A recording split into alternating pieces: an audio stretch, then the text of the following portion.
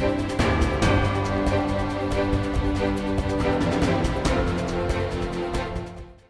show dédié pour la révélation de l'âme de Virginie Saharevka Friedman, Bat Avraham Avinu, Zohar Levracha, dont c'est aujourd'hui l'anniversaire du décès. On a vu un cours antérieur qu'il fallait faire un test sur les aliments qui sont mouillés. C'est quoi mouillé? Même un peu mouillé. Tu as une pomme, puis un petit endroit, tu as une petite goutte, bien que tu ne dois même pas toucher la goutte, rien du tout, vu que le fruit est mouillé, il faut un test c'est obligatoire. Tu peux aussi essuyer. Tu peux carrément essuyer sur toi ou avec une serviette, il n'y a pas de problème. Si c'est très peu mouillé, alors il faut que ce soit tofeach amatat piyach. Qu'est-ce que c'est que cette notion-là? C'est une notion qui va beaucoup dans la halakha. Il faut que ce soit mouillé au point, ou si maintenant avec mon doigt, je touche l'endroit qui est mouillé, et après je pose par exemple ici sur mon dos, sur ma main, le dos de ma main, que ça mouille le dos de la main.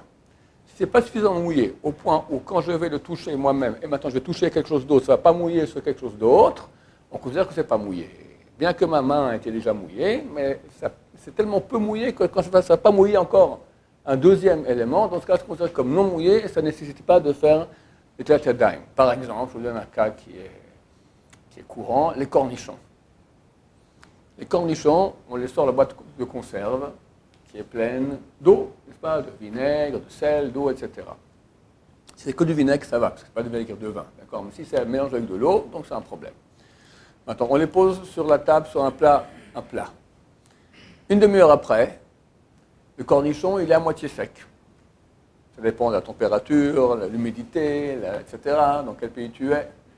Alors, il faut voir, s'il est entièrement sec, au point où, quand tu vas le toucher, tu vas toucher après quelque chose d'autre, il ne sera pas mouillé, donc tu peux le manger sans faire un tlatadaim. Si, par contre, il est mouillé au point où, encore, et c'est très limite, d'accord?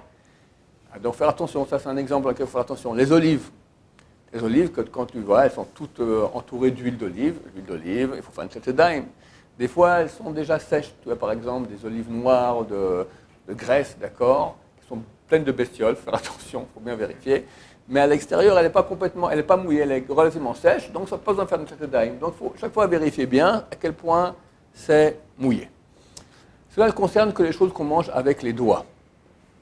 Si c'est une chose que tous les gens normaux mangent avec une fourchette ou une cuillère. Une soupe, par exemple. Dans la soupe, j'ai des carottes, j'ai des patates, d'accord, elles sont mouillées. Je vais faire des tlatadaim, oui ou non? Non, parce qu'il n'y a pas des gens normaux qui vont dans la soupe manger avec les doigts. Il y en a peut-être, mais on le prend pour un type qui ne sait pas vivre, d'accord? Et moi, ça va vivre. Tu ne vas pas manger maintenant avec tes doigts, tu vas piquer un morceau de carotte ou de patate dans la soupe. Une soupe se mange avec une cuillère. Pas besoin de faire des tlatadaim. Ou par exemple, des cornflakes, d'accord? Cornflakes, pour les cornflakes, tu mets dans du lait, d'accord? C'est rare les gens qui mangent des cornflakes avec les doigts, qui sont trempés dans le lait. Donc là, il n'y a pas de problème, tu peux manger ça avec la cuillère, il n'y a pas de problème.